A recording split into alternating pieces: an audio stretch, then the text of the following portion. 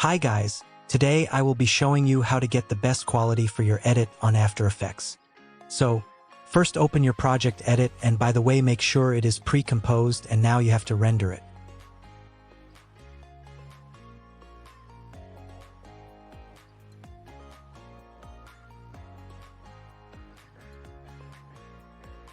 So now we are rendering, and meanwhile you can like and subscribe to achieve the best edit quality.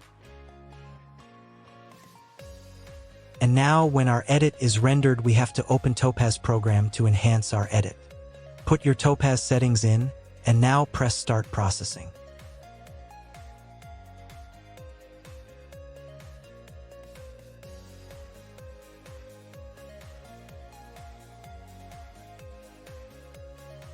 When our edit is enhanced, head back to After Effects.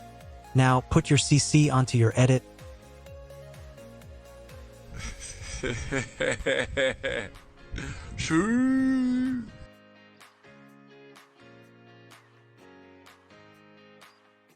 now your edit is finished. I hope you liked this video. Like and subscribe now.